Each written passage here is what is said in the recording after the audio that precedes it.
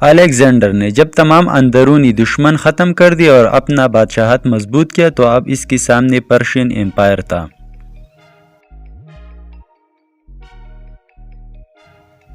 سکندر اعظم نے 334 قبل مسیح کے موسم بہار میں پرشین امپائر کے خلاف اپنی جنگ شروع کرنے کے لیے تیار کیا۔ سکندر نے اپنی فوج کو ہیلی اسپونٹ کے پار ایشیا مائنر تک پہنچا دیا۔ یہ تاریخ کی سب سے بڑی فوجی مہمات کا آغاز تھا۔ سکندر نے یونان کے تمام حصوں سے تیار کردہ تقریباً 40,000 مضبوط فوج پر مشتمل تھی۔ انفینٹری کی کمانڈ میسیڈونیا کے تجربہ کار جنرل پارمیشن نے کی۔ اگلے درجے میں 9,000 مقدونیائی پلانگیٹس جو 16 فٹ سریسا سے مسلح تھے، یہ پیشور فوجی تھے، اچھی طرح سے تربیت یافتہ اور ڈریل کی گئی تھے، جو 16 فٹ ڈیپ رینک پلاننگز میں جنگ کے لیے تیار ہوئی تھی۔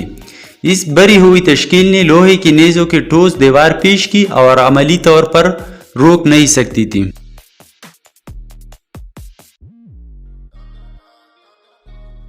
لیکن پنتربازی کرنا مشکل تھا اور اس کی کنارے یا عقبی حصے پر حملے کا انتہائی خطرہ تھا۔ چنانچہ 3,000 ایلیٹ انفینٹری ہائی پاسپیٹس یا ڈال بردار چھوٹے اسپیر سے لیس اس کے اطراف کی حفاظت کرتے تھے۔ ان کا کمانڈ پارمیشن کے بیٹے نکانور کرتا تھا۔ سکندر کی فوج دوسرے سب 7,000 یونانی اتحادیوں اور 5,000 کرائی کی فوجیوں پر مشتمل تھی جو ہوپولائٹس کے طور پر مسلح تھی۔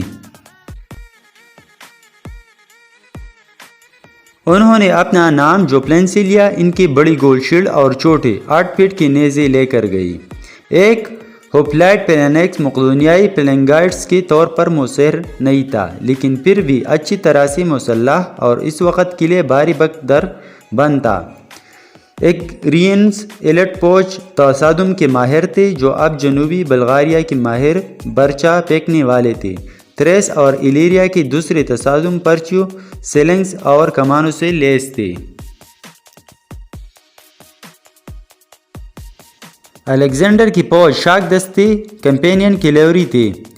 18,000 اشرفیہ کے گھوڑ سوار تھے جو نیزوں اور تلواروں سے لیس تھے، جن کی کمانڈ پرمینیون کے ایک اور بیٹے پلوٹوس کے پاس تھی۔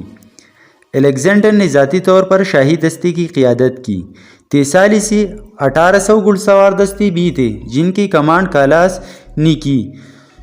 600 یونان کے دوسرے حصے سے تھے جن کی قیادت ایریگیرس کرتے تھے، اور کسنڈر کے ماتحت تریس اور پیونیا سے 900 سوار سکاؤٹس تھے۔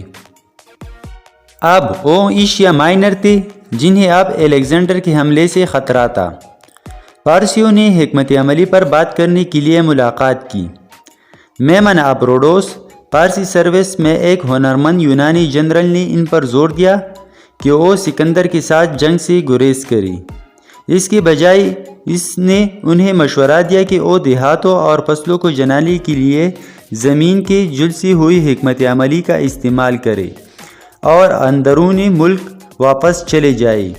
اس نے خبردار کیا تھا کہ سکندر کی فوج جلد ہی لڑے گی۔ یہ اچھا مشورہ تھا، لیکن سٹراپ بغیر لڑائی کی اپنے صوبوں کو برباد کرنے کے لیے تیار نہیں تھے۔ الیگزینڈر دی گریٹ کی تاریخ جاری رہے گا انشاءاللہ اگلے ایپیسوڈ میں۔